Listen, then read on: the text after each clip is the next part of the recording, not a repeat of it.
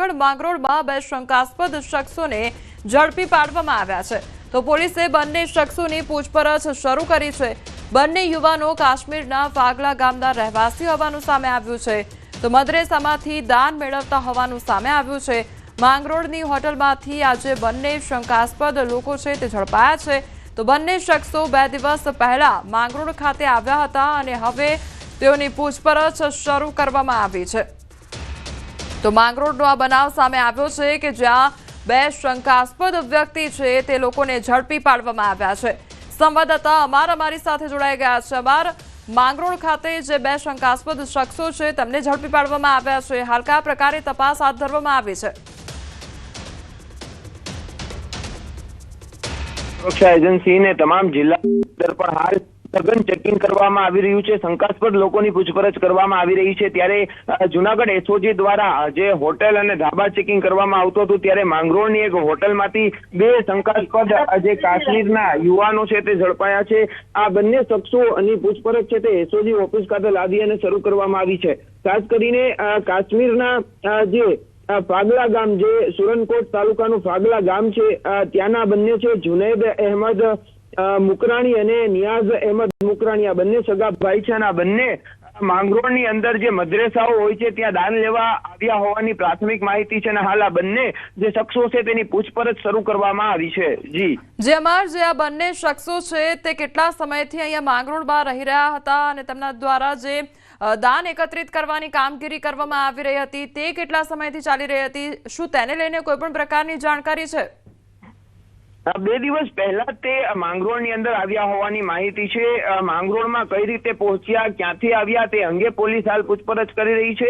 ખાસ કરીને માંગરોળની અંદર 2 દિવસ પહેલા પહોંચ્યા અને જુદા જુદા જે મદ્રેસાઓ હોય છે ત્યાં આ બંને શખ્સો છે તે દાન માટે આવ્યા હોવાની પ્રાથમિક માહિતી આપી રહ્યા છે। તેમની પાસેથી બેગ પણ મળી આવ્યા છે। આ બેગની અંદર શું છે, કયા કયા ડોક્યુમેન્ટ છે તે બાબતે પણ હાલ પોલીસ તપાસ કરી રહી છે। ખાસ કરીને એક બેગની અંદરથી ભારતનો જે તિરંગો છે તે પણ મળી આવ્યો છે। એટલે કે ખાસ કરીને આ જે બંને યુવાનો છે તે કઈ રીતના જુનાગઢ માંગરોળ પહોંચ્યા છે તે અંગે તપાસ હાલ થઈ રહી છે।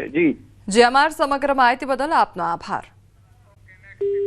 દિલ્હી બ્લાસ્ટ મામલે મોડાસામાં પણ હવે તપાસ હાથ ધરવામાં આવી રહી છે। 3 મહિના પહેલા એક આતંકી મોડાસાથી ઝડપાયો હતો અને 3 મહિના પહેલા અલ-કાયદાનો આતંકીને એટીએસે ઉઠાવ્યો હતો તો મોડાસા શહેરમાં એલસીબી અને એસઓજીની તપાસ હાથ ધરવામાં આવી છે। છેલ્લા 2 દિવસમાં વિવિધ વિસ્તારમાં કડક ચેકિંગ હાથ ધરવામાં આવ્યું તો ભૂતકાળમાં સિમી સંગઠનના સંપર્ક મામલે પણ પોલીસ હવે સક્રિય થઈ છે। રાજકોટના ઉપલેટામાં કારમાંથી વિદેશી દારૂ ઝડપાયો છે। 470 દારૂની બોટલ સાથે 2 શખ્સને ઝડપી પાડવામાં આવ્યા છે। કારની ડેકીમાં ચોરખાનું બનાવીને દારૂ સંતાડવામાં આવ્યો હતો તો પોલીસે બાતમીના આધારે ગાંધી ચોકમાં દરોડા પાડ્યા હતા। પોલીસે દારૂ, કાર, મોબાઈલ જપ્ત કર્યા છે। પોલીસે કુલ 4.49 લાખનો જે મુદ્દામાલ છે તે જપ્ત કર્યો છે। તો દારૂનો જથ્થો જપ્ત કરવામાં આવ્યો છે। પોલીસ દ્વારા દરોડા પાડવામાં આવ્યા હતા અને બુટલેગર દ્વારા જે નવો કિમિયો છે તે અપનાવવામાં આવ્યો હતો। ચોરખાનું બનાવીને દારૂ સંતાડવામાં આવ્યો હતો। કારની ડેકીમાં ચોરખાનું બનાવવામાં આવ્યું હતું અને લગભગ 470 જેટલી જે દારૂની બોટલો છે તે જપ્ત કરવામાં આવી છે।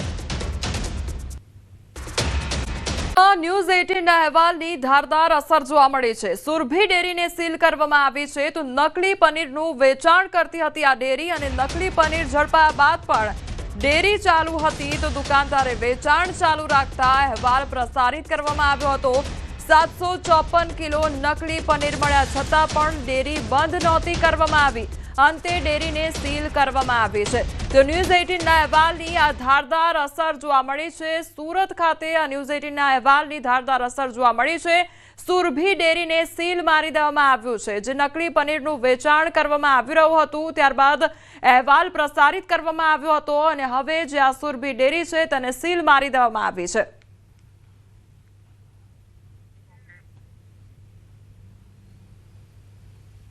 1000 કરતાં વધુ કિલો નકલી દરરોજનું પનીર બનીને વેચનારી સુરભી ડેરીમાં આરોગ્ય વિભાગના અધિકારીઓના 4 હાથ હતા। 3 દિવસ ઘટનાને થઈ ગયા છે, 4થો દિવસ થયા છતાં પણ આ દુકાનને સીલ કરી નથી। ત્યારે કહી શકાય કે ન્યૂઝ 18 ગુજરાતીએ સવારમાં અહેવાલ બતાવ્યો હતો કે આટલું મોટું રેકેટ પકડાયા બાદ પણ આરોગ્ય વિભાગ કોઈપણ જાતની કામગીરી નથી કરતું, ત્યારે દ્રશ્ય જોઈ શકાય છે કે ન્યૂઝ 18ના અહેવાલના અસર અને અધિકારીઓને પૂછવામાં આવેલા સવાલ બાદ આરોગ્ય વિભાગ હવે દુકાનને સીલ મારવા પહોંચ્યું છે. હજુ પણ કહી શકાય આરોગ્ય વિભાગના અધિકારીઓની બેદરકારી છે, કારણ કે સીલ મારવા પહોંચ્યો છે આરોગ્ય વિભાગનો પ્યુન પટાવાળો પહોંચ્યો છે. હજુ સુધી સ્પોટ પર એક પણ અધિકારી પહોંચ્યા નથી, કારણ કે આરોગ્ય વિભાગના અધિકારીઓની નિગરાણીમાં દુકાન ચાલતી હોય તેવું સ્પષ્ટપણે દેખાઈ રહ્યું છે. અધિકારીઓ પહોંચ્યા છે, અધિકારી જોડે સીધા વાત કરીશું. સાહેબ, આપનું નામ? મેડમ, આપનું નામ? Hetal Desai, food safety officer, Surat મહાનગરપાલિકા. અધિકારી આપના એમ કહેતા હતા કે ખાલી આરોગ્ય વિભાગ જે સેમ્પલ છે તેને સીલિંગની કામગીરી કરતું હોય છે, સીલ મારવાની જવાબદારી અમારી નથી હોતી. એટલે સીલ મારવાની જવાબદારી અમારી નથી હોતી, પણ આમાં હવે શંકાસ્પદ પનીરનો જથ્થો મળ્યો છે એટલે આજે આપણા દ્વારા સીલ કરવામાં આવ્યું છે. આજે ચોથો દિવસ છે, 4 દિવસ પછી આરોગ્ય વિભાગ જાગ્યું. અમારા દ્વારા સેમ્પલિંગ ને તો કરવામાં આવ્યું જ હતું અને ઝોન ઓફિસ દ્વારા એને બંધ પણ કરાવવામાં આવી જ હતી. કાલથી 2 દિવસથી બંધ કરાવવામાં આવી. આરોગ્ય અધિકારી કહે છે કે અમારું કામ માત્ર જથ્થો સીલ કરવાનો છે, દુકાન સીલ કરવાનું નથી. તો હવે કેમ સીલ કરવા પહોંચ્યા? એટલે માટે તો હવે બિલકુલ આરોગ્ય વિભાગના અધિકારીઓ પાસે જવાબ નથી, કારણ કે બેજવાબદારી સવારે જ દેખાઈ આવી હતી કે ઘટનાનો ચોથો દિવસ છે અને ચોથા દિવસે આ દુકાન સીલ કરવા પહોંચ્યા છે. જો કે ગઈકાલ સાંજ સુધી અહીંયા પનીર વેચાતું હતું. ગઈકાલે આરોગ્ય વિભાગ દ્વારા અહીંયા સેમ્પલિંગ કરી 17 કિલો કહી શકાય કે પનીરનો જથ્થો કબજે કરવામાં આવ્યો છે. એટલે કે છેલ્લા 2 દિવસમાં 1000 કિલો કરતાં વધુ જથ્થો મેળવી લીધો છે. સેમ્પલિંગ કરી છે, માલિક કબૂલ કરે છે નકલી પનીર હોવા છતાં પણ આરોગ્ય વિભાગ કામગીરી કરતી નથી અને હવે કહી શકાય છે કે આરોગ્ય વિભાગની ટીમો પહોંચીને કામગીરી કરી રહી છે. ત્યારે સૌથી મોટો સવાલ ઊભો થઈ રહ્યો છે કે આરોગ્ય વિભાગની કેવી બેજવાબદારી. સવારમાં જે બ્રહ્મભટ્ટ સાહેબ છે તેમનું કહેવું હતું કે આરોગ્ય વિભાગ સીઝિંગ જે જથ્થો છે તેને સીઝ કરતી હોય છે, પણ કહી શકાય દુકાન સીલ કરવાની સત્તા તેમની પાસે નથી. પણ જ્યારે મીડિયાએ અહેવાલ પ્રસારિત કર્યો, ન્યૂઝ 18એ અહેવાલ પ્રસારિત કર્યો, ત્યારબાદ કહી શકાય કે તેઓ પહોંચ્યા છે સીલિંગ કરવા માટે અને અત્યારે આરોગ્ય વિભાગના પ્યુન દ્વારા દુકાનની તાળાને સીલ મારવામાં આવે છે. એટલે કે દરરોજ 1000 કિલો પનીર બનાવી આખા શહેરની હોટલોમાં સપ્લાય કરનાર સુરભી ડેરી પર હવે કાર્યવાહી શરૂ કરવામાં આવી છે.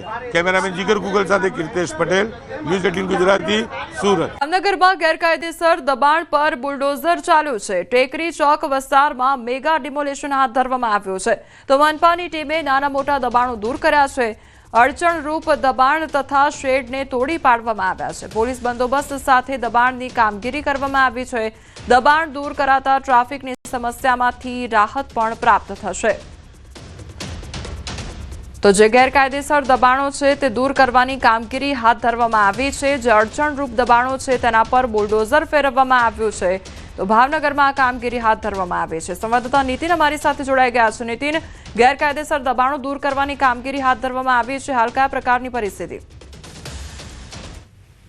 તો ઘણા દિવસ બાદ આજે વહેલી સવારથી મહાનગરપાલિકાના શહેરના વિવિધ વિસ્તારોમાં નાના મોટા દબાણો દૂર કરવાની કાર્યવાહી છે તે હાથ ધરવામાં આવી હતી.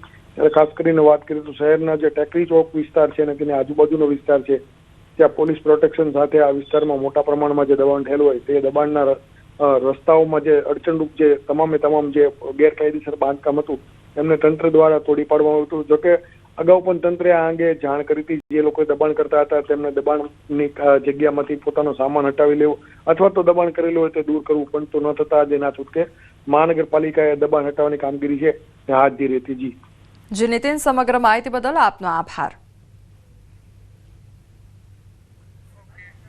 લેકાવાડાના ખેતરમાં દીપડો જોવા મળ્યો, તો ખૂંખાર દીપડાના આટાફેરા વધતા સ્થાનિકોમાં ભયનો માહોલ જોવા મળ્યો છે. દીપડો દેખાતા વન વિભાગ દોડતું થયું છે, તો દીપડાને પાંજરે પૂરવામાં આવે તેવી માંગ પણ ઉઠી છે. અગાઉ જરખ જોવા મળ્યું હોવાની ચર્ચા પણ વહેતી થઈ હતી અને હવે દીપડો જોવા મળ્યો છે, જેના કારણે જે આસપાસના લોકો છે, રહેણાંક વિસ્તારમાં રહેનારા લોકો છે, તેમનામાં ડરનો માહોલ જોવા મળી રહ્યો છે. સુરેન્દ્રનગરના પાટડીમાં યુવક પર ફાયરિંગનો મામલો સામે આવ્યો છે અને ખારાઘોડામાં 12 બોરની બંદૂકથી ફાયરિંગ કરવામાં આવ્યું, તો ઇજાગ્રસ્તને સારવાર માટે હોસ્પિટલમાં ખસેડવામાં આવ્યો છે. અંગત અદાવતમાં આ ફાયરિંગ કરાયું હોવાની શંકા સેવાઈ રહી છે. અંદાજે 3 થી 4 રાઉન્ડ ફાયરિંગ કર્યાની ચર્ચા સામે આવી છે. તો સુરેન્દ્રનગરનો આ મામલો સામે આવ્યો છે, જ્યાં યુવક પર ફાયરિંગ કરવામાં આવ્યું અને લગભગ 3 થી 4 રાઉન્ડ જેટલું ફાયરિંગ કરવામાં આવ્યું હતું. યુવક ઇજાગ્રસ્ત થયો છે અને તેને સારવાર અર્થે હોસ્પિટલ ખાતે ખસેડવામાં આવ્યો છે.